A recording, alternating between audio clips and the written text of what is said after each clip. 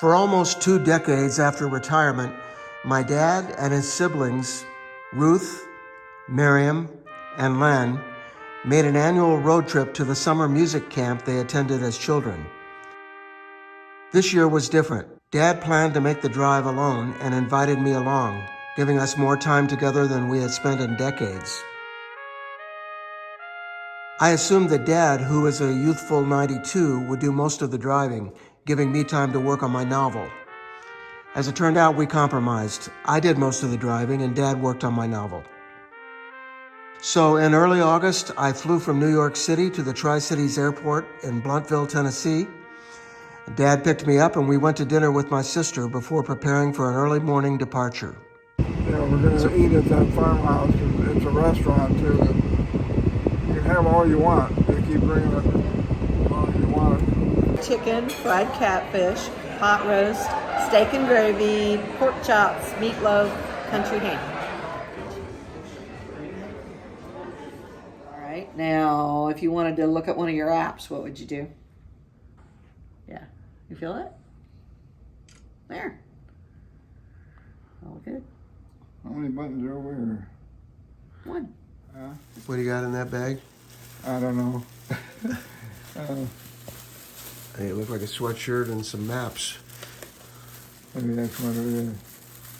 I always look forward to the summer because as the music camps, to me it was a treat because we had a band in our own family, but it wasn't like playing in a big band, you know, playing some of the stuff they play, all Salvation Army music.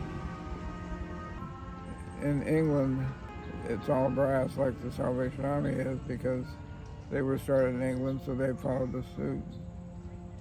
So brass bands all over this country, and some of them are really good. I mean, Salvation Army has the largest library of brass band music in the world.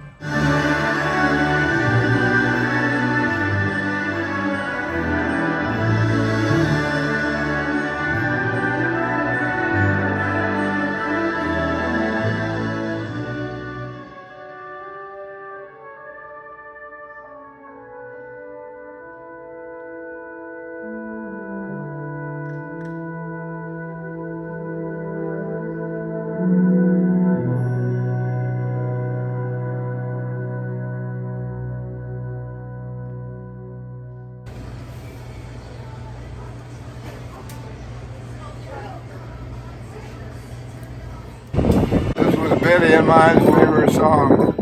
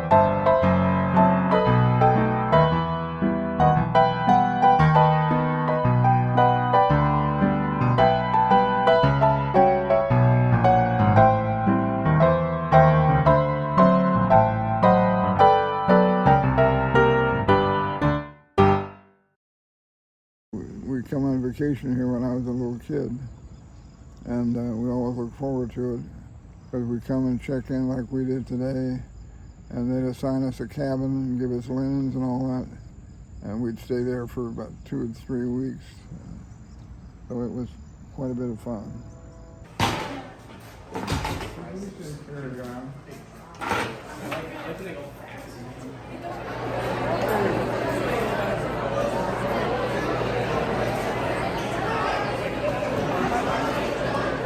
In the 40s, these pictures depict what the waitresses look like and what some of the kitchens look like.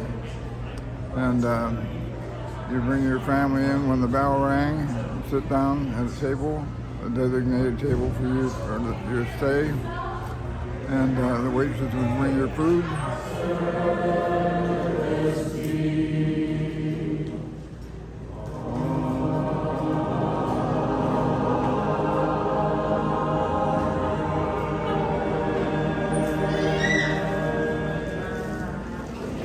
He had a quarter, and he would stop on the way to the movies at the diner and get a Get a hamburger Hamburger. for a nickel, a tall Pepsi for a nickel, and a piece of pie. and a piece of pie for a dime. Then he still had money for the movies and a popcorn. Movies were 10 cents, popcorn was a nickel, and licorice, like Fire Coach or something like that, was a nickel. If I had a $50, I was made. I had the day Yes, made. it was a whole day. Okay, yep. Well, how do you know the story, Margaret? Did you read his mind?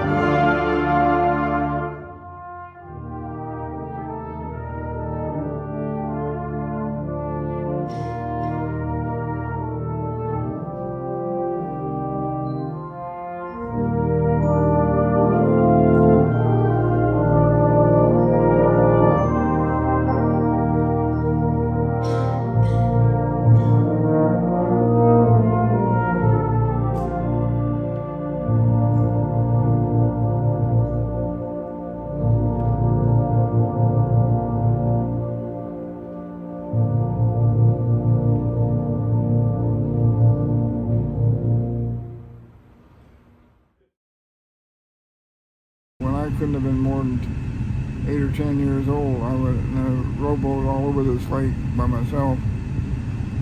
I was pretty good at controlling it. I could spin that thing around like a top. I wasn't a swimmer. I thought maybe my dad was trying to tell me something. That was up above, way up above, and there were steps below coming out on both sides. That was faded like that when we were on vacation. And my dad asked the guy if he said, if you furnish the gold paint, I'll paint it. So he did that 2 times over the years. He climbed up on that ladder up above the stairway down below, and had a really dangerous spot to mess with. California for boot camp. And we played poker all the way out there all day long on the train, yeah. So we had it made there for 3 to 4 days, something like that. Regular drill, marching drill, rifle range, the whole works. Korean War was getting imminent. When I got orders out of boot camp, I went to Jacksonville, Florida. There were several aviation rates there, like, for instance, you learn how to rig a parachute. So at the end of the schooling, you had to jump out of a plane in a chute that you had rigged. It makes you serious about it. I got the aviation electronic technician school, which was 28 weeks in Memphis. Went to school, and then I got assigned to California, where I got into a bomber squadron. They were going to Japan to patrol the Siberian coast, the coast of Russia. So we were stationed at a hangar in Japan, and our job was to keep the planes flying, you know. So I got into a fighter squadron, which was assigned to Yorktown. So I got on the Yorktown back overseas again. Well, this was in the South Pacific then, all over the South China Sea, you hear about, down around the Philippines, Japan, Hong Kong. I got out a month early. Went in January, got out in December, for almost 5 years later.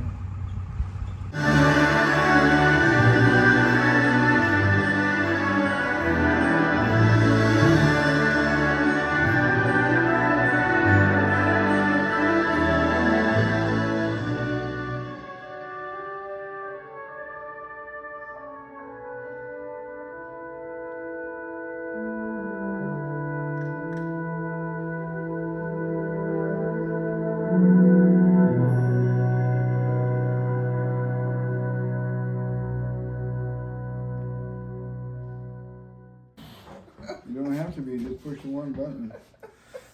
All you need to be able to do is push a button. Okay. Wait, Uncle Bud? Uncle Bud, can you? What city were you modeling in? That was Kansas City And St. Louis. and St. Louis. And when they came out with the stockings, I remember some pictures of you putting on stockings. Oh my. The nylons up to, when you had to snap them, they didn't have pantyhose back then. Sleeping Sal, the Sealy gal. That was me. I had fun. It's amazing what you can do if you put your mind to it. Ruth has got a little help, but she's a little ahead. Dad's still looking. I think it's going to be down to the wire. We're fishing. It seems a little unfair that Jenny's helping, but Thank you, Jenny. all right, Ruth is the winner. I want to hear that John had to pull over and discipline you two. Oh, So, well, I got his glasses so I can tell him where to go. Okay, well, be careful how you do that.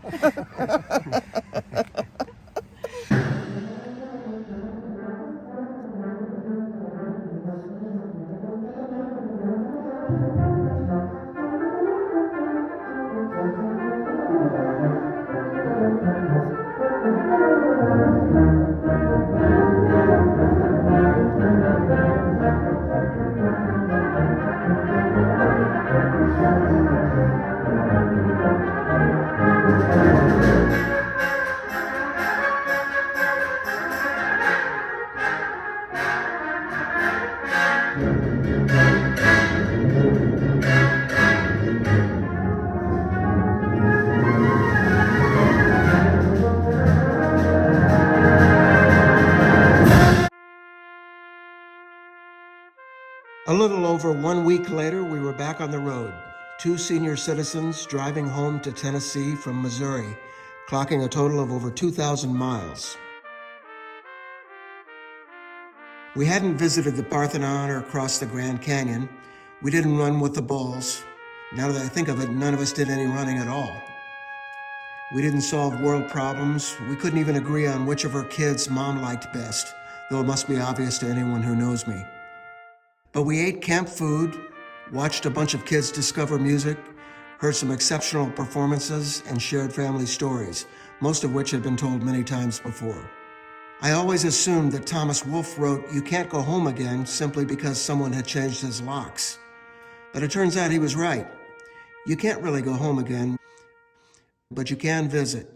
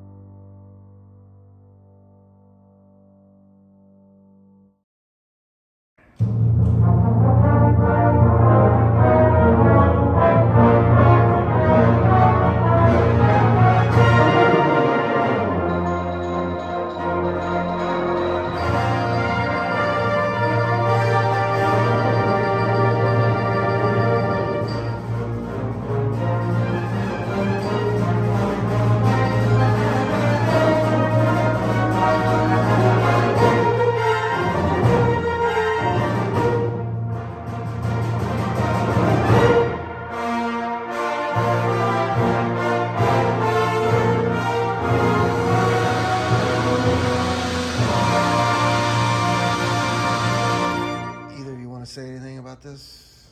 Yes. It's great. What he said. Got